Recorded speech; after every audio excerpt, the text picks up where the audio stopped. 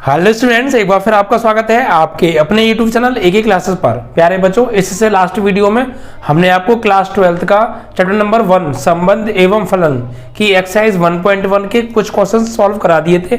I hope कि आपको वो सभी प्रश्न बहुत अच्छे से क्लियर हो गए होंगे। बच्चों, आगे हम जो क्वेश्चंस रह गए आज हम उन्हें सॉल्व कराएंगे। तो बच्चों देखिए, हमने 2022 का 1 अप्रैल से न्यू बैच आपका स्टार्ट कर ही दिया है। कभी कभी आपको वीडियो मिल जाती है, कभी कभी गैप भी हो जाता है, तो टेंशन मत लीजिए। अभी आपके लिए बहुत सारा टाइम बचा है। हम लोग सब कुछ बहुत अच्छे से और टाइम से पहले एकदम बेहतरीन तरीके से कराएंगे। आपको इस बात की टेंशन नहीं लेनी है कि सर किसी दिन वीडियो नहीं आ रही है। देखिए, अभी थोड़ा सा आप लोग समझदार हैं, आप लोग खुद समझते होंगे कि अभी जो आपके बड़े भाई बहन हैं, यानी जो 2021 में एग्जाम देने वाले हैं, उनके लिए हमें टाइम देना थोड़ा ज़्यादा जरूरी बन रहा है, क्योंकि उनकी प्रिपेयर अच्छे से हो जाए, उनके पेपर आराम से निकल जाए, तो फिर हम आपको रेगुलर वीडियो प्रोवाइड करेंगे और डेली वीडियो प्रोवाइड होगी। टेंशन बिल्कुल भी मत लीजिए, ठीक है। ऐसा नहीं है कि यार ये पता नहीं सर किसी दिन वीडियो दे रहे हैं, किसी दिन नहीं दे रहे, तो उसकी टेंशन अभी आप कुछ दिन मत लीजिए, ठीक है। कुछ दिन ऐसा हो सकता है, बट आफ्टर सम टाइम सारी चीजें बहुत अच्छे से क्लियर हो जाएंगी, ठीक है। 10th और 12th रेगुलर वीडियो मिलेंगी, ठीक है। थोड़ा सा दिक्कत इसलिए यही आ रही है कि टाइम की आप जानते देखिए शॉर्टेज रहती है। आपके पास तक वीडियो पहुंचाने के लिए, एक वीडियो पहुंचाने के लिए हमें बहुत सारा वर्क करना पड़ता है, ठीक है। बैकग्राउंड बहुत ज्यादा वर्क होता है, उस चीज को फिनिश करके तब आप तक पहुंचाते हैं। तो ऐसे नहीं वीडियो शूट की और आपको भेज दी, उससे पीछे एडिटिंग रहता है, उसमें कंप्रेस रहता है, एक्सपोर्ट रहता है, वो सारी चीजें हम करते हैं, तो उसमें बहुत ज्यादा टाइम जाता है बच्चों, ठीक है। तो कुछ दिन मैनेज कीजिए, आफ्टर सम टाइम सारी प्रॉब्लम्स आपको क्लियर हो जाएंगी। रेगुलर बेसिस पे वीडियो मिलेंगी, टाइम से पहले सिलेबस कंप्लीट होगा और सारी चीजें बहुत अच्छे से कराई जाएंगी। बिल्कुल टेंशन आपको नहीं लेनी है, ठीक है बच्चों। फिक्र मत करना, बस हमसे पढ़ रहे हो तो फिक्र नहीं करनी है आपको। चलिए तो बच्चों, यहां पर अगर हम बात करें क्वेश्चंस की, तो हमने आपको करा दिए थे बच्चों 5 तक, ठीक है ना। 5 तक हमने कंप्लीट आपको करा दिए थे, 5 तक नहीं 6 तक करा दिए थे। आज आपका 7वां चलेगा, ठीक है। तो देखिए 7वां पूरी एक्सरसाइज में वही चीज पूछी जाएगी, स्वतुल्य, सममित और संक्रामक। उसकी कंडीशन आपको पता होनी चाहिए, बस बात बन जाएगी।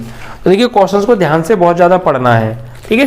पढ़िए, 7वां प्रश्न है, सिद्ध कीजिए कि किसी कॉलेज के पुस्तकालय की समस्त पुस्तकों के समुच्चय ए में, यानी कोई कॉलेज है और उसके अंदर एक पुस्तकालय है, लाइब्रेरी, और उसके अंदर जितनी भी पुस्तकें हैं, समस्त पुस्तकों का समुच्चय है ए, और एक रिलेशन दे रखा है R is equal to X comma Y such that X तथा वाई में पेजों की संख्या समान है। द्वारा प्रदत्त संबंध आर एक तुल्यता संबंध है, ये बताना है। तुल्यता संबंध है, ये प्रूफ करना है बच्चों, ठीक है। तो देखिए जो दे रखा है पहले लिख लेते हैं। 7वां सवाल है, समुच्चय क्या दे रखा है बच्चों? समुच्चय दे रखा है कॉलेज के अंदर लाइब्रेरी में जितनी भी पुस्तकें हैं उनका समुच्चय है, ठीक है। समुच्चय मान लीजिए ए बराबर हमें दे रखा है पुस्तकालय में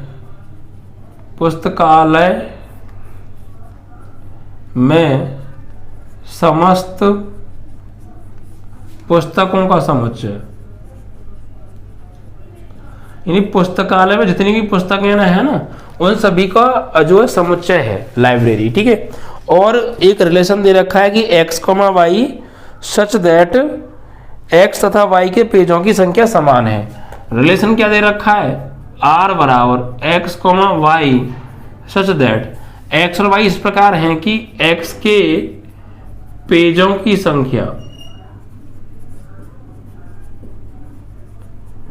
y के पेजों की संख्या के समान है। y के पेजों की संख्या के समान है, ठीक है। ये रिलेशन है कि x और y दो इस प्रकार हैं कि x के जो पेजों की संख्या है वो y के पेजों की संख्या के बराबर है, ठीक है। तो अब हमें यहां पर ये बताना है क्या ये तुल्यता संबंध है, ये प्रूफ करो कि ये एक तुल्यता संबंध होगा, ये रिलेशन एक तुल्यता संबंध होगा। तो देखिए सबसे पहले बात करेंगे स्वतुल्य की। तो स्वतुल्य में क्या होता है कि किसी भी एलिमेंट का जो रिलेशन है खुद के साथ होना चाहिए। तो अगर हम बात करें किसी पुस्तक की, भाई लाइब्रेरी में क्या है, पुस्तकालय में क्या है, पुस्तकें हैं, तो उन पुस्तकों में से कोई एक पुस्तक उठा लो, कोई भी एक पुस्तक, क्योंकि सेट किसका दे रखा है? सेट हमें दे रखा है पुस्तकालय में उपस्थित पुस्तकों का, यानी पुस्तकालय में जितनी भी पुस्तक हैं उनका एक समुच्चय है, सेट ए। तो हम सेट ए में से ही कोई एक एलिमेंट ले लेते हैं, यानी एक पुस्तक ले लेते हैं। हमने मान लीजिए उस लाइब्रेरी में से एक पुस्तक उठा ली कोई भी, क्या उस पुस्तक के पेजों की संख्या उसी पुस्तक के पेजों की संख्या के बराबर होगी? स्वतुल्य की कंडीशन क्या कहती है? किसी भी एलिमेंट का रिलेशन खुद के साथ होना चाहिए, आर रिलेशन।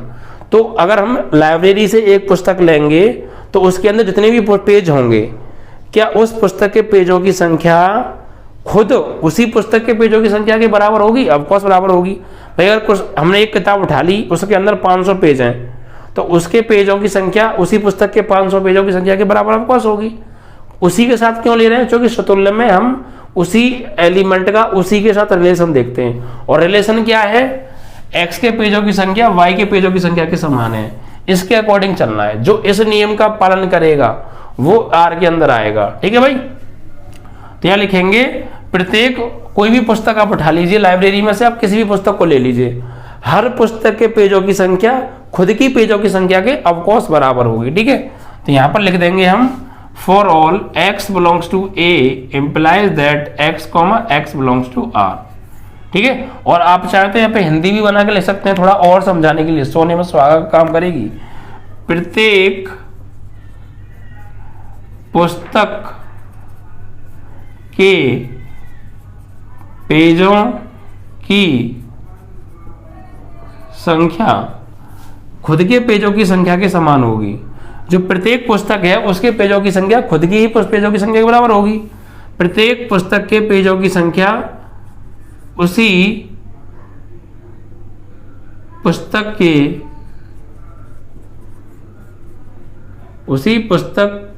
के पेजों की संख्या के समान होगी। ठीक है भाई, अगर हमने कोई पुस्तक लाइब्रेरी से उठा ली तो उसके पेजों की संख्या उसी के पेजों की संख्या के बराबर होगी। हर पुस्तक के पेजों की संख्या खुद के पेजों की संख्या के बराबर होती है। ठीक है, कॉमन सेंस की बातें समझ पा रहे होंगे आप। क्या लिखेंगे? अतः R एक स्वतुल्य संबंध है। ठीक है, वही कॉन्सेप्ट फोकस करना है, हर सवाल में वही कॉन्सेप्ट लगाना है स्वतुल्य का, ऐसी सम्मित का, ऐसी संक्रामक का। अब बात करें दूसरा, सममित। तो क्या भाई सम्मित क्या होता है रिलेशन?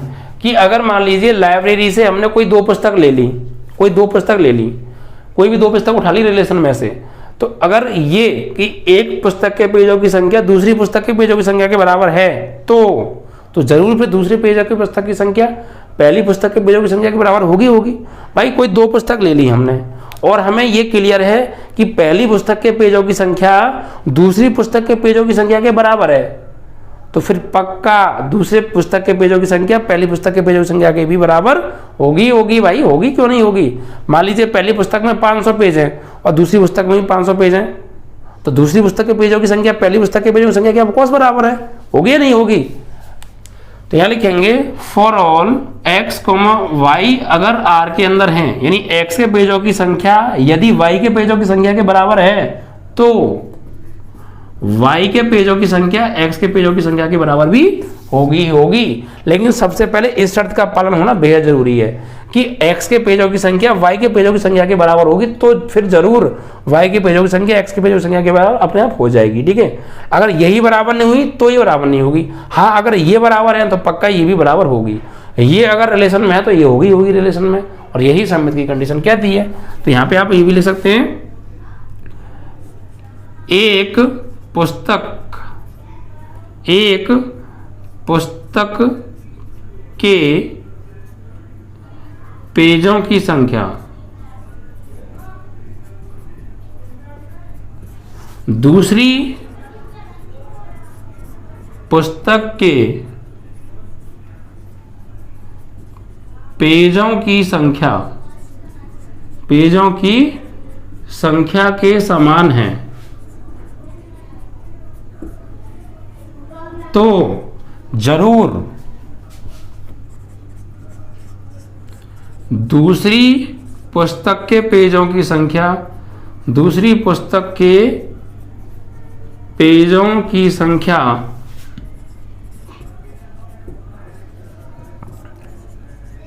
पहली पुस्तक के पेजों की संख्या के समान होगी। ठीक है, जरूर होगी भाई। जब एक पुस्तक के पेजों की संख्या दूसरी पुस्तक के पेजों की संख्या के बराबर है तो फिर पक्का दूसरी पुस्तक के पेजों की संख्या पहली पुस्तक के पेजों की संख्या के बराबर होगी। तो आप ऐसे लिख दीजिए और नीचे लाइन भी बना के लिख सकते हैं तो और अच्छे से क्लियर हो जाएगा। ठीक है, तो यहां पर लिखेंगे अतः R एक सममित संबंध है। ठीक है भाई। अब इसके बाद करेंगे संक्रामक की बात। तीसरा संक्रामक। अब संक्रामक की कंडीशन क्या कहती है कि अगर एक पुस्तक की पेजों की संख्या दूसरी पुस्तक के पेजों की संख्या के बराबर है और दूसरी पुस्तक के पेजों की संख्या तीसरी पुस्तक के पेजों की संख्या के बराबर है तो फिर पक्का पहली पुस्तक के पेजों की संख्या तीसरी पुस्तक के पेजों की संख्या के भी बराबर होनी चाहिए। अगर है तो संक्रामक होगा। तो वैसे भी होगा भाई, अगर एक पुस्तक के पेजों की संख्या दूसरी के बराबर है और दूसरी तीसरी के बराबर है तो ऑफकोर्स पहली तीसरी के बराबर होगी। मान लीजिए पहली पुस्तक में 400 पेज हैं, दूसरी पुस्तक में भी 400 पेज हैं, तो पहली पुस्तक के पेजों की संख्या दूसरी पुस्तक के पेजों की संख्या के बराबर हो गई। फिर दूसरी पुस्तक के पेजों की संख्या तीसरी पुस्तक के पेजों की संख्या के बराबर है, तो दूसरी पुस्तक में कितने पेज थे 400, तो तीसरी में कितने होंगे तो भी 400 होंगे, और पहली में कितने थे पहली में भी 400 थे। तो ऑफकोर्स पहली पुस्तक के पेजों की संख्या तीसरी पुस्तक के पेजों की संख्या के बराबर हो गई। वही नहीं हो गई, होगी भाई। हम पेजों की संख्या ही को ले रहे हैं बार बार, क्योंकि रिलेशन में हमसे यही कहा गया है, अकॉर्डिंग टू रिलेशन चल रहा है। ठीक है, ये लिख देंगे आप for all x, y belongs to r, यानी x के पेजों की संख्या y के पेजों की संख्या के बराबर है और y के पेजों की संख्या z के पेजों की संख्या के बराबर है। तो श्योर इंप्लाइज दैट x के पेजों की संख्या z के पेजों की संख्या के बराबर होगी। ठीक है, यहां लिखेंगे अतः संबंध संक्रामक है। आप इसे ये भी बना के लिख सकते हैं, पहली पुस्तक के पेजों की संख्या बराबर दूसरी पुस्तक के पेजों की संख्या तथा दूसरी पुस्तक के पेजों की संख्या बराबर तीसरी पुस्तक के पुस्तक है ये, ठीक है, के पेजों की संख्या। तो अवश्य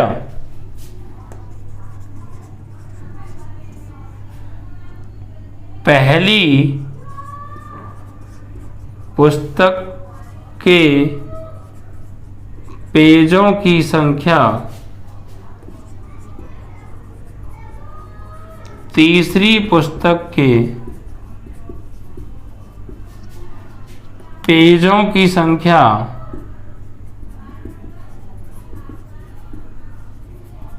के समान होगी।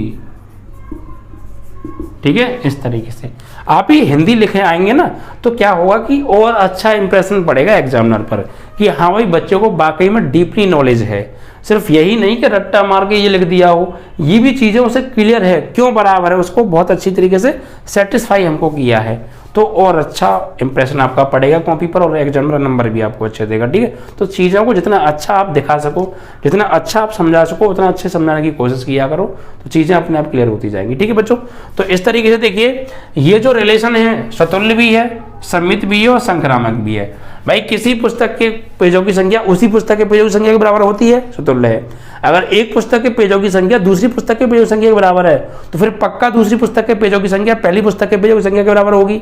सम्मित है। अगर एक पुस्तक के पेजों की संख्या दूसरी पुस्तक के पेजों की संख्या के बराबर है और दूसरी पुस्तक के पेजों की संख्या तीसरी पुस्तक के पेजों की संख्या के बराबर है, तो पक्का पहली पुस्तक के पेजों की संख्या तीसरी पुस्तक के पेजों की संख्या के बराबर होगी, तो संक्रामक है।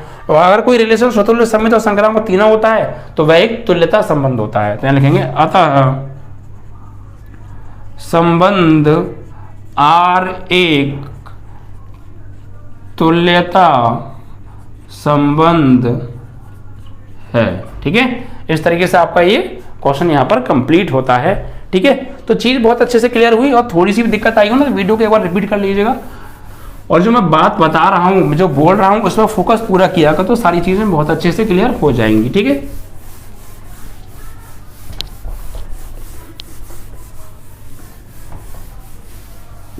चलिए तो अगले प्रश्न को उठा लेते हैं बच्चों। 8वां प्रश्न क्या कहा है, देखिए 8वें प्रश्न में कहा है हमसे कि सिद्ध कीजिए कि एक रिलेशन दे रखा सेट, एक सेट दे रखा है 8वें प्रश्न में, समुच्चय दे रखा है A बराबर, और इसके अंदर एलिमेंट दे रखे हैं 1 से लेकर 5 तक, 1 2 3 4 5। ठीक है, और एक रिलेशन दे रखा है बच्चों, रिलेशन क्या है, R बराबर कि A, B इस प्रकार हैं, A, B सच दैट कि A माइनस B का मॉड सम है, क्या है, सम है। ठीक है, द्वारा प्रदत्त संबंध एक R तुल्यता संबंध है। देखिए इस सवाल में मुझसे एक सवाल के अंदर ही 3-4 चीजें पूछ ली हैं, तो हम सवाल को टुकड़ों में करेंगे। तो पहले सिर्फ हम तुल्यता संबंध तक बात कर रहे हैं, पहले तुल्यता प्रूफ कर ले रहे हैं, फिर उससे आगे बाकी बाद में बात करेंगे। ठीक है, तो इसमें थोड़ा सवाल को पढ़ रहे हैं, ध्यान से समझिए। सिद्ध कीजिए कि A बराबर जो सेट दे रखा है जिसके अंदर एलिमेंट 1 2 3 4 5 हैं, में एक रिलेशन है A, B such that A minus B का मापांक सम है, द्वारा प्रदत्त संबंध एक तुल्यता संबंध है। हमें एक तुल्यता संबंध प्रूफ करना है, तो पहले हम इतना सवाल कर ले रहे हैं, फिर आगे का जो पोर्शन है उसे हम बाद में सॉल्व करेंगे। पहले इतना सॉल्व कर ले रहे हैं हम, ठीक है, कि तुल्यता संबंध है, यहां तक सॉल्व कर रहे हैं, फिर इतना हो जाएगा तो फिर आगे का पढ़ेंगे सवाल, फिर आगे सोचेंगे। ठीक है, फिलहाल हम इतना कर रहे हैं। तो कुल मिला के हमें क्या करना है पहले इसमें, कि हम इस रिलेशन को हमें तुल्यता प्रूफ करना है। तो जब किसी भी रिलेशन को तुल्यता प्रूफ करना होता है तो पहले उसे हम स्वतुल्य, सम्मित और संक्रामक तीनों प्रूफ करना होता है। अगर तीनों होते हैं तो वो एक तुल्यता संबंध होता है। तो स्वतुल्य, सम्मित, संक्रामक चेक करेंगे सबसे पहले। ठीक है, और देखिए इसके बारे में मैं आपको बात बता दूं, ये A माइनस बी का मतलब है A में से B को घटाओ, और A में से B को घटाकर जो आएगा उसकी मॉड वैल्यू ले लो। इसे बोलते हैं बच्चों हम मॉड। ये किसका चिन्ह होता है, इसको हम बोलते हैं मॉड। ये बहुत अच्छा आदमी है यार, ये इतना अच्छा आदमी है कि आप इसके अंदर कोई नेगेटिव नंबर लिखोगे ना तो ये उसको पॉजिटिव बना के देता है। ये इसका काम होता है मॉड का, और कोई काम नहीं है। मॉड का काम ये है, अगर मॉड के अंदर कोई माइनस का 5 है तो बाहर निकल के वो प्लस का 5 हो जाता है, और अगर कोई ऑलरेडी पहले से ही प्लस का 5 है तो बाहर आके भी वो प्लस का 5 ही रहेगा। मतलब प्लस की संख्या को ये चेंज नहीं करता है। लेकिन अगर इस मॉड के अंदर कोई नेगेटिव नंबर डाल देंगे तो ये उसको पॉजिटिव करके बाहर निकालेगा। ये इसकी खासियत होती है। ठीक है, तो देखिए बच्चों, अब हमें इस रिलेशन का पालन कराते हुए एक वो बनाएंगे रिलेशन, और इसके अंदर क्रमित लिखेंगे।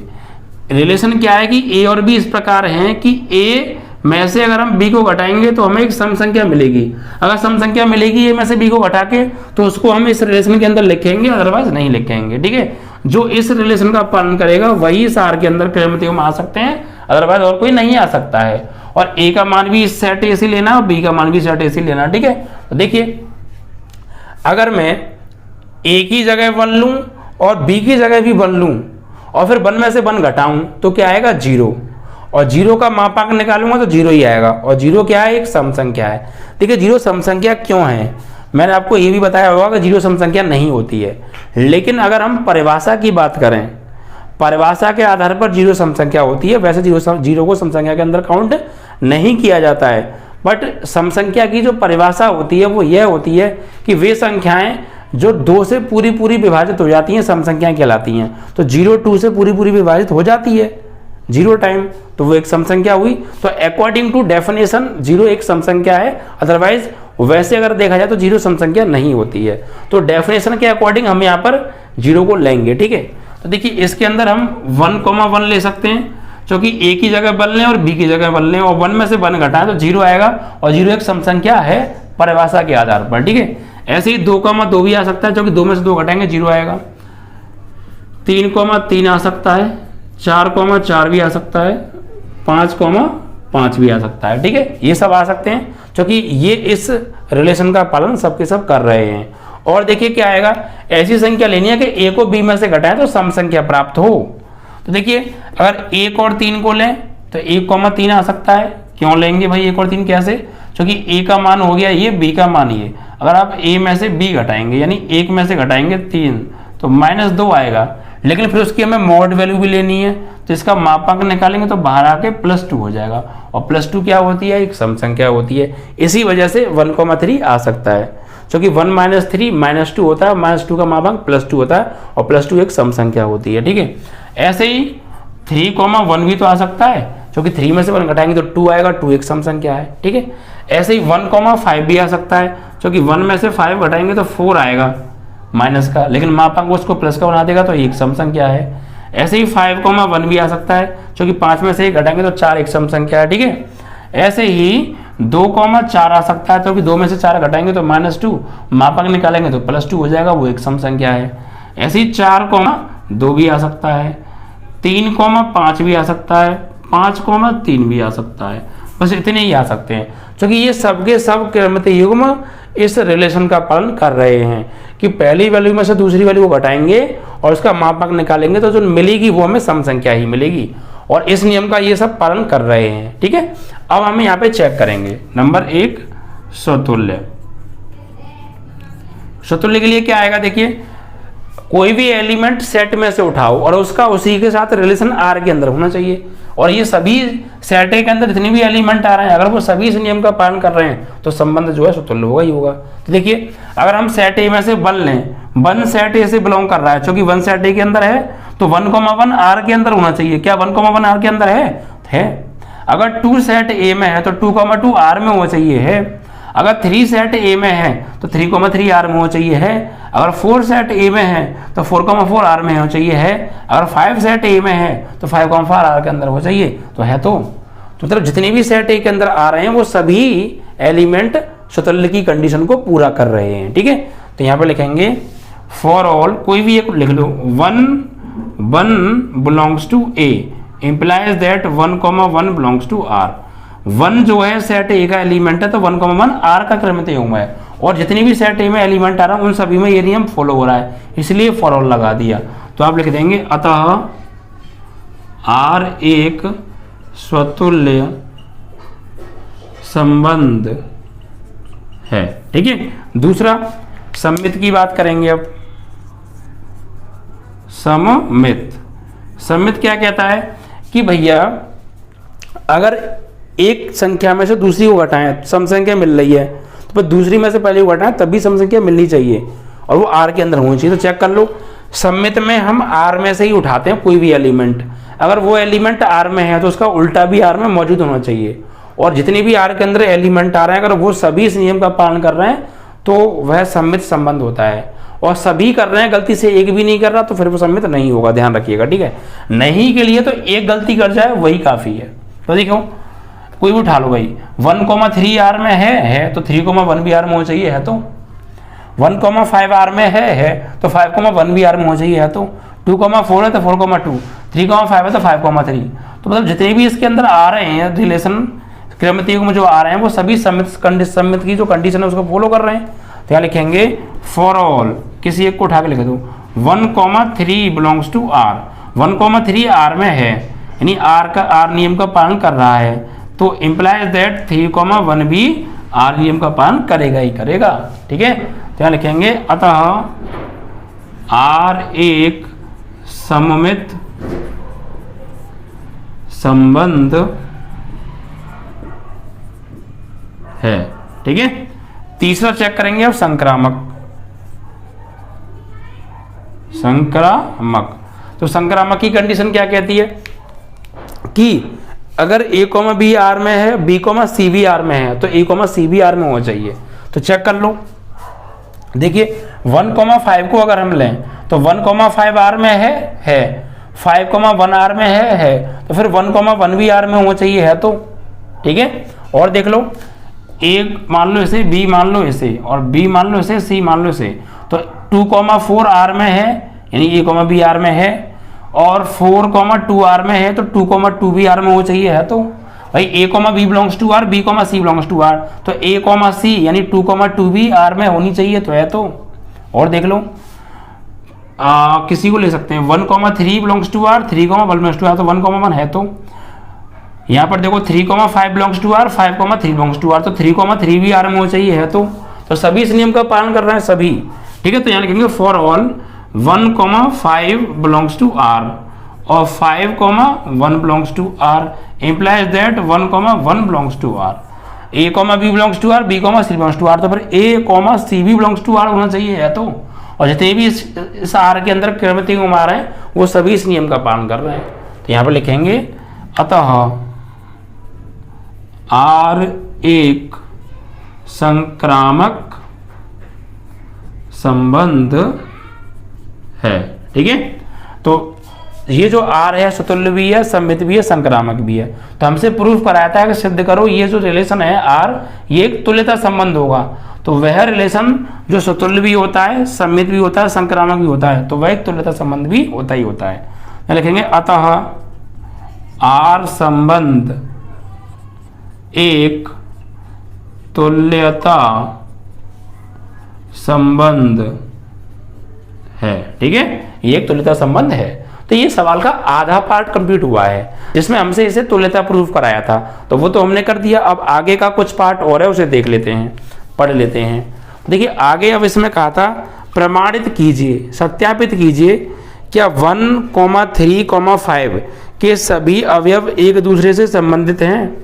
यानी कि एक हमें सेट दे दिया है, हमें क्या दे दिया है, एक सेट दे दिया है, एक सेट दे दिया है और इसके अंदर एलिमेंट हैं क्या 1,3,5 और हमसे ये कह रहे हैं कि ये सभी अवयव आपस में इस रिलेशन का पालन कर रहे हैं, ये सभी अवयव आपस में संबंधित हैं।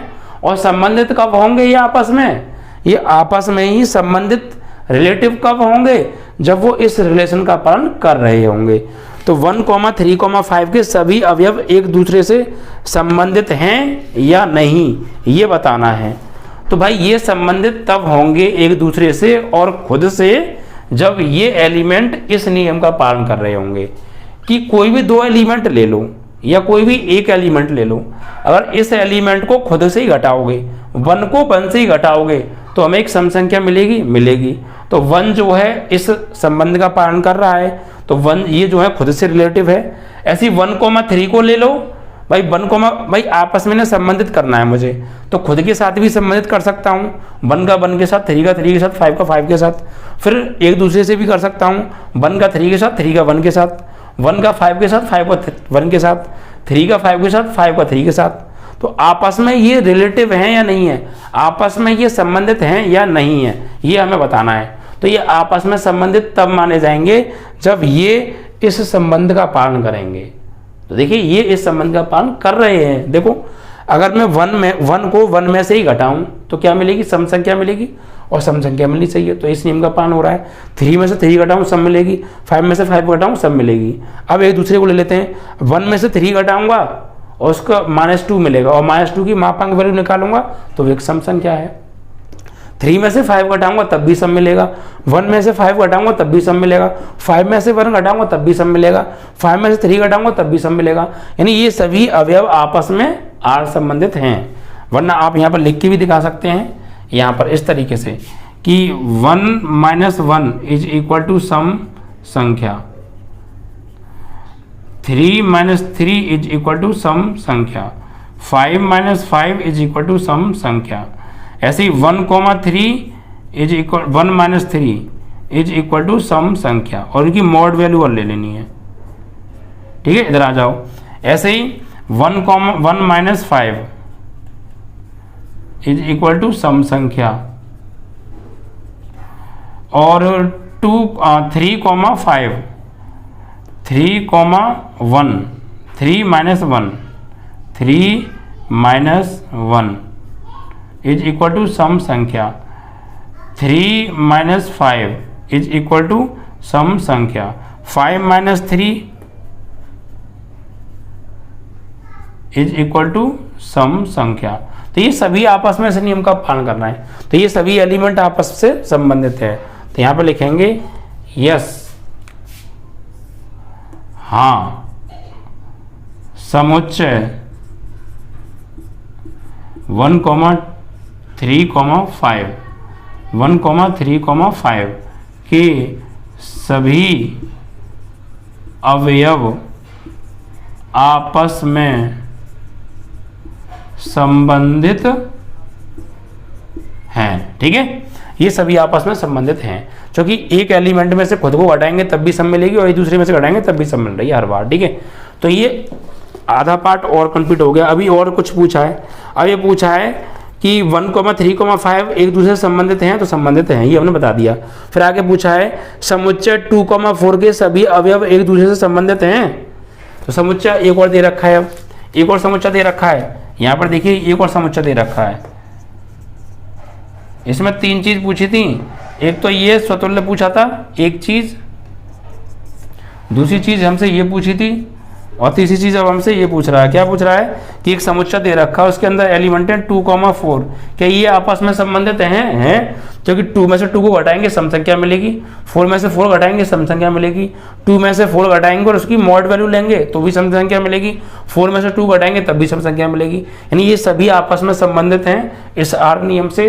ठीक है, तो यहाँ पे लिख भी सकते हो आप कि 2 माइनस 2 का मापांक 0 सम संख्या, 4 माइनस 4 का मापांक 0 सम संख्या। ऐसे ही 2, 4 2 माइनस 4 का मापांक सम संख्या, और 4 माइनस 2 का मापांक भी एक सम संख्या। यहाँ लिखेंगे 2, 4 के सभी अवयव आपस में संबंधित हैं। ठीक है, आपस में संबंधित हैं, ये हमें लिख देना है। ठीक है, तो ये अब थोड़ा सा कुछ और पूछा है। अब आगे ये कहा है कि एक दूसरे से संबंधित हैं, परंतु 1, 3, 5 का कोई भी अवयव 2, 4 के किसी भी अवयव से संबंधित नहीं है, ये बताना है। यानी अब हमें एक चीज और पूछ ली, यहाँ जगह नहीं है, मैं यहाँ लिख देता हूँ। ठीक है, अब ये बोल रहे हैं, ये हटा दो सब, ये सब हटा दो। अब एक चीज और पूछी है यहाँ पे, एक सवाल में बहुत सारी चीज पूछ ली। एक तो ये तुल्यता प्रूफ करा लिया, दूसरा इस समुच्चय के अवयव एक दूसरे से संबंधित हैं तो हैं, ये बता दिया। एक ये पूछा था कि इस समुच्चय के सभी अवयव एक दूसरे से संबंधित हैं, तो ये भी संबंधित हैं, ये भी बता दिया। अब एक चीज और पूछी है कि अब हमें यहाँ पे एक संबंध दे रखा है, एक समुच्चय दे रखा है जिसके अंदर 1, 3 और 5 हैं, और इसके ये अवयव समुच्चय एक और दे रखा है 2, 4 से संबंधित हैं, ये बताना है। तो देखिए, यानी इस सेट के एलिमेंट इस सेट के साथ संबंधित हैं, तो इस एलिमेंट के साथ संबंधित तभी माने जाएंगे जब ये इस नियम का पालन करेंगे।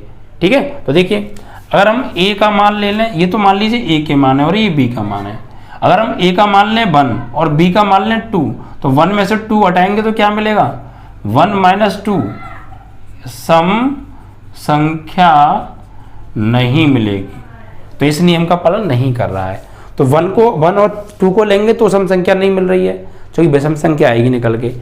और 1, 4 को लेंगे, 1 माइनस 4 सम संख्या नहीं है। ऐसे ही 2 माइनस 1 लें, सम संख्या नहीं है। ठीक है, ऐसे ही 4 माइनस 1 लें, सम संख्या नहीं है।